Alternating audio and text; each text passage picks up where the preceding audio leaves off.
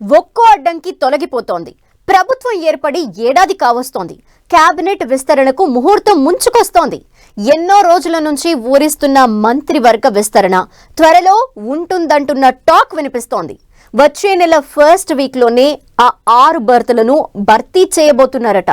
దీంతో ఆశావాహులు మళ్లీ పైరవీలు స్టార్ట్ చేశారట. అయితే ఎవరెవరికి అమాత్య యోగం కల్పించాలనే దానిపై అధిష్టానం, కాంగ్రెస్ పెద్దలు ఇప్పటికే ఓ క్లారిటీకి వచ్చినట్టు తెలుస్తోంది.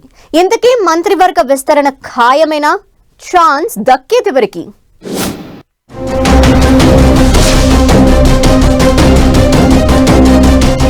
చాలా రోజులుగా వాయిదా పడుతూ వస్తున్న తెలంగాణ కేబినెట్ విస్తరణకు ముహూర్తం ఖరారైనట్లు తెలుస్తోంది.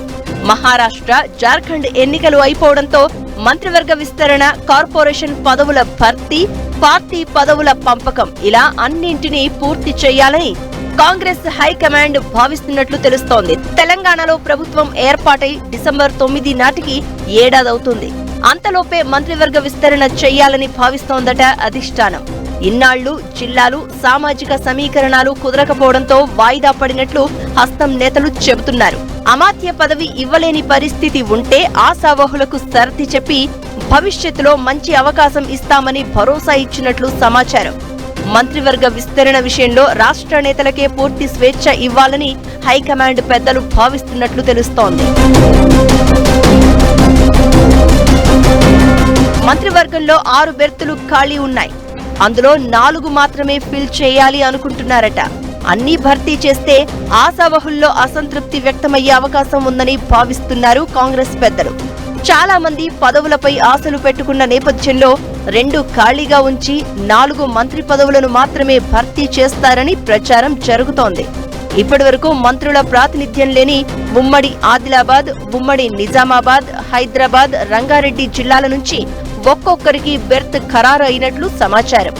మరోవైపు ఉమ్మడి నల్గొండ, ఉమ్మడి మెదక్ నుంచి 2కి అవకాశం ఇస్తారట.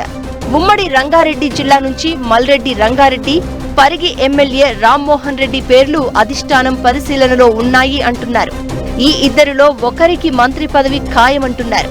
ఇక ఉమ్మడి ఆదిలాబాద్ జిల్లాలో ఎమ్మెల్యేలు ప్రేమ్ సాగర్ రావు, గడ్డం వివేకులలో ఒకరికి మంత్రి పదవి దక్కనున్నట్లు తెలుస్తోంది.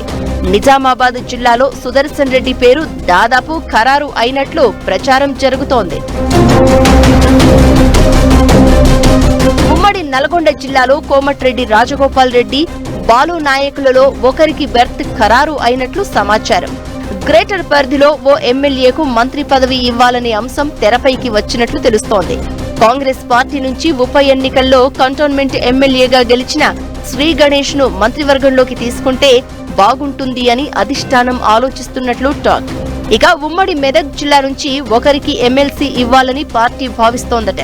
మెదక్ పార్లమెంటు నుంచి పోటీ చేసి ఓడిపోయిన నీలం మధుకు ఎమ్మెల్సీగా అవకాశం ఇవ్వాలని party incharge Deepa Das Munshi high command కు రెఫర్ చేసినట్లు తెలుస్తోంది.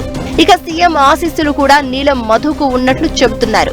జిల్లాకు ప్రాతినిధ్యం, సామాజిక సమీకరణాల ఈక్వేషన్స్ లో నీలం మధుతో పాటు మహబూబ్ నగర్ జిల్లాకు చెందిన ముదిరాజ్ సామాజిక వర్గం ఎమ్మెల్యే శ్రీహరి ముదిరాజ్ పేర్లు మంత్రి పదవుల రేసులో వినిపిస్తున్నాయి. ఇక ఉమ్మడి మెదక్ జిల్లా నుంచి మైనంపల్లి రోహిత్ రావు పేరు అధిష్టానం పరిశీలనలో ఉన్నట్లు తెలుస్తోంది. మొత్తానికి మంత్రివర్గ విస్తరణ చేసేందుకు రంగం సిద్ధమవుతోంది. ఈ నేపథ్యంలో అమాత్య యోగం దక్కే అదృష్టవంతులు ఎవరు అనేది కాంగ్రెస్ పార్టీలో ఆసక్తికర చర్చ జరుగుతోంది.